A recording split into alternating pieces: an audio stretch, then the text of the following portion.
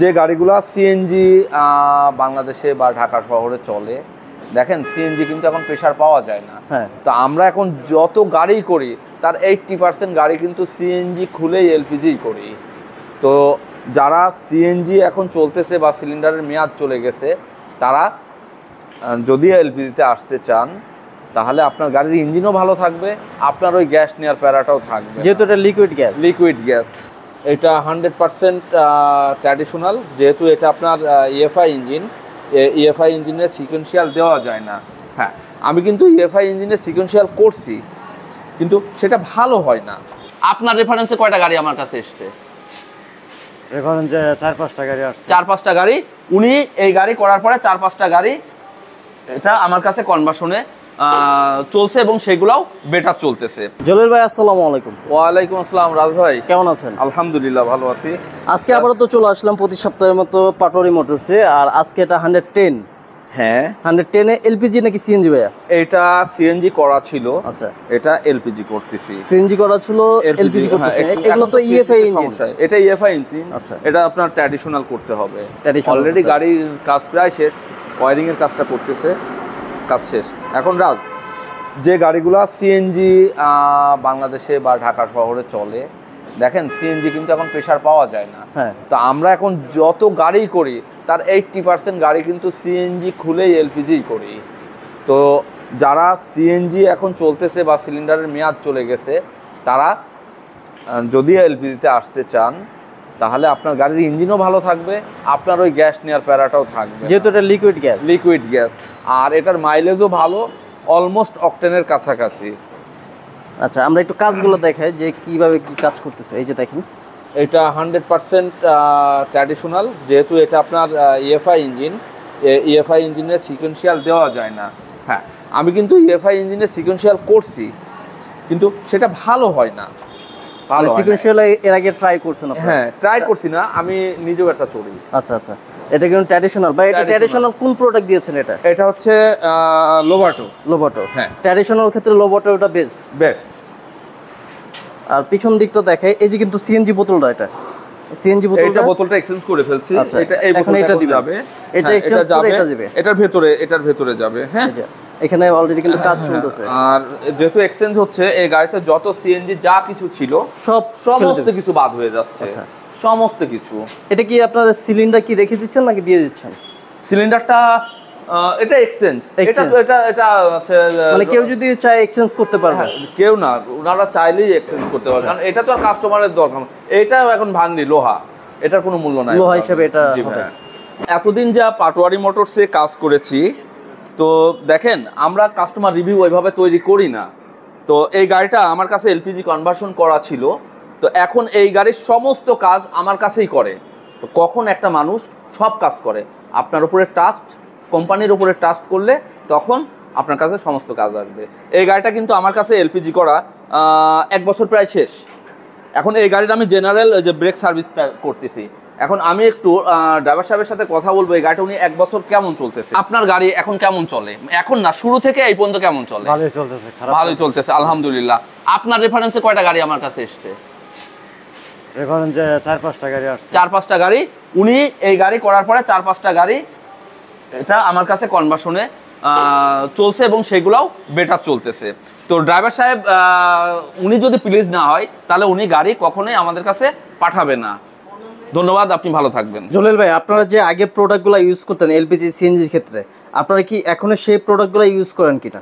রাজ ভাই, আমি আজকে প্রায় 2.5 বছর 3 বছর ধরে একই প্রোডাক্ট নিয়ে কাজ করি। আমি নিত্য নতুন প্রোডাক্টে হাত দিই না, কারণ আপনি একটা জিনিস ইউজ না করে আপনি সেটাকে ভালো বলতে পারবেন না, কখনোই পারবেন না। আমি এখন দেখি যে মার্কেটে, আমি তো ভিডিও দেখি, একজন 10টা প্রোডাক্ট নিয়ে কাজ করতেছে, 5টা প্রোডাক্ট নিয়ে কাজ করতেছে। এই প্রোডাক্ট সে ভালো বলতে পারবে না। গত পরশুদিন ধরেন একটা প্রোডাক্ট মার্কেটে ঢুকছে, সেটাকে বলতেছে নাম্বার 1 প্রোডাক্ট। এটা 1.5 বছর পরে আপনি বলতে পারবেন যে এটা ভালো প্রোডাক্ট, এটার কোনো প্রবলেম আছে কিনা আপনি এখন বলতে পারবেন না। আমি আগাগোড়া টমাসিটো নিয়ে কাজ করি, টমাসিটোর বাইরে যাই না, কারণ এটার লংজিবিলিটি, এটার গ্যাস খরচ সর্বনিম্ন। অতএব লংজিবিলিটি হাই, গ্যাস খরচ অনেক কম। তার মানে এটার থেকে ভালো প্রোডাক্ট আপনি পাবেন না। হ্যাঁ, এই প্রোডাক্টটার আপগ্রেড, আগে ছিল 5th জেনারেশন, এখন 7th জেনারেশন। আমি আপনাকে একটু একটু করে দেখাতে পারি। আর শুধু প্রোডাক্টের জন্য না, এলপিজির প্রত্যেকটা প্রোডাক্টই কিন্তু ইম্পর্টেন্ট। আপনার স্ক্রু বলেন আর কন্ট্রোলার বলেন, এর মধ্যে ধরেন মিনিমাম 100 আইটেম আছে। প্রত্যেকটা প্রোডাক্ট হচ্ছে কোয়ালিটি না হলে আপনি এটার লংজিবিলিটি আহামারি পাবেন না। তার মানে আমরা 1.5 বছরের রিপ্লেস দেই। আমরা চাই না কোনো প্রোডাক্ট রিপ্লেসে আসুক, যেন লং টাইম ইউজ করতে পারে। আমি দু একটা প্রোডাক্ট আপনাকে দেখে আমি রাখছি, ছোট্ট ছোট্ট কিছু প্রোডাক্ট আপনাকে দেখাই। এটা একটা দেখেন, এটা কিসের কাজে লাগে? এটা হচ্ছে সিলিন্ডারের আপনার মিটার। আপনি এই মিটারটা যদি সামান্য 10-20-30 টাকার জন্য আপনি যদি কমা লাগান, তাহলে এটার আপনার পারফরমেন্স ভালো দিবে না, এবং এটা সামনের যে বাতিগুলো আছে এগুলো ঠিক পাবেন না। 2, ভেরি ইম্পর্টেন্ট একটা প্রোডাক্ট বা পার্টস বলেন এলপিজির, সেটা দেখাই। সেটা হচ্ছে মাল্টি ভালভ, যেটা সিলিন্ডারের ভেতরে থাকে, যেটাকে আমরা সেফটি ভালভ বলি। এইটা যদি আপনার এইটা যদি আপনার কমা হয় বা নষ্ট হয়, যদি লো গ্রেডের হয়, তাহলে এটা দুর্নাম ছাড়া আপনার কখনোই সুনাম আসবে না, এবং কাস্টমার কখনোই স্যাটিসফাইড হবে না। এটা সিলিন্ডারের ভেতরে থাকে। এটার মূলত কাজ কি? এটার কাজ হচ্ছে আপনার ট্যাঙ্কির মধ্যে ফ্লুইডের কাজ করে, আপনার কতটুকু গ্যাস আছে সেটা আপনাকে ইন্ডিকেট করবে। 2, শুধু এটাই না, এটা হচ্ছে সেফটি। আপনার গাড়িতে যদি কখনো ওভারফ্লো হয়, তাহলে এই সেফটি নাট দিয়ে আপনার এটা বার হয়ে যাবে। 3 হচ্ছে আপনার সিলিন্ডার গাড়ির সামনে যদি কোনো কাজ করেন বা সিলিন্ডারে কোনো কাজ করেন, এটা অন অফ ভালভ। 3 হচ্ছে এটা হচ্ছে কন্টাক্ট, এটা অটো। আপনার গাড়িটা যখন স্টার্ট হবে তখন এর ভালভটা ওপেন হবে। তার মানে এটা একটা গাড়ির এটা ওভার সেফটি, বাট এটাকে এক কথায় যদি বলি তাহলে এটা একটা দরজা গ্যাস বার হওয়ার। আচ্ছা, 3, আমি আরো কিছু প্রোডাক্ট আপনাকে দেখাই। এটা একটা গ্যাস রিফিল পাইপ। এইটা যদি কমা হয়, তাহলে এটা একটা সময় এটা নষ্ট হয়ে যাবে, এটা ব্রাস্ট করবে। ব্রাস্ট বলা ঠিক না, এটা ছিঁড়ে যাবে, তখন আপনার গ্যাসটা বাইর হয়ে যেতে পারে। তার মানে এটাও একটা সেফটি পাইপ। এটা হচ্ছে গ্যাস রিফিল, এখান থেকে আপনাকে গ্যাসটা রিফিল হবে। তো এইটাও যদি আপনার কমা হয়, তাহলে এটা সাইড দিয়ে লিকেজ থাকতে পারে। তো এগুলো যে পার্টগুলো আমি আপনাকে দেখালাম, এটা হচ্ছে সেফটি অ্যান্ড সিকিউরিটি, এইগুলার উপরে ডিপেন্ড করে। এগুলো দেখালাম আপনার সেফটি। 2 হচ্ছে আপনার সবথেকে বেশি যেটা ইম্পর্টেন্ট, সেটা হচ্ছে আপনার এটা সিকোয়েন্সিয়ালের যে মেন পার্ট, সেটা হচ্ছে আমার কন্ট্রোলার, যেটাকে ইসিইউ বলে। এটা আগে 5th জেনারেশন পাওয়া যেত, হ্যাঁ। যেটা এখন যেটা আসে সেটা হচ্ছে 7th জেনারেশন। 7th জেনারেশনে আপনার গ্যাস খরচটা আরও কম হয় এখন, মানে এটা আপগ্রেড হয়ে এটা লাস্ট এসছে। টমাসিটোর এটা আপনার হচ্ছে ইনজেক্টর। আচ্ছা, এটা দেখেন, এটাও আপগ্রেড হচ্ছে, মানে তথ্য প্রযুক্তি তো টেকনোলজি এখন আপগ্রেড। তার মানে এখন আরো কম গ্যাসে গাড়িটা ভালো চলে, সেটাই এখন আসতেছে। কস্টিং কম হচ্ছে, কস্টিং বলতে গ্যাস খরচ কম হচ্ছে।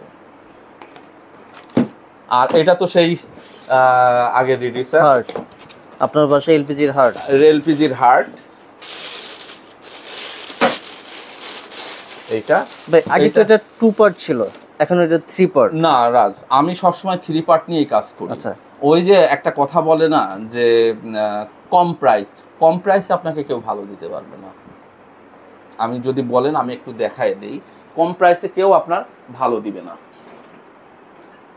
আপনার কাছে 2 কোয়ালিটি আছে? না, এটা জাস্ট আমি লাগাই না, এটা ডেমো, আমি লাগাই না। এটা লাগাইলে আপনার সুনামটা থাকবে না। হ্যাঁ, জাস্ট এটা কাস্টমারকে বোঝানোর জন্য। এটা 3 পার্ট, এটা 1 পার্ট। এটা দিলে প্রাইস কম নেওয়া যায়, কিন্তু আপনার পারফরমেন্স, আপনার গ্যাস খরচ ওইভাবে এটার মতো পারফরমেন্স দিবে না। আর যেহেতু আমরা 1.5 বছরের রিপ্লেসমেন্ট গ্যারান্টি দেই, অতএব আপনাকে আমার খারাপ প্রোডাক্ট দিয়ে আমার রিপ্লেস করার এটা কোনো যুক্তি নাই এবং আপনাকে ভোগান্তিতে ফেলার আমার কোনো ইচ্ছে নাই।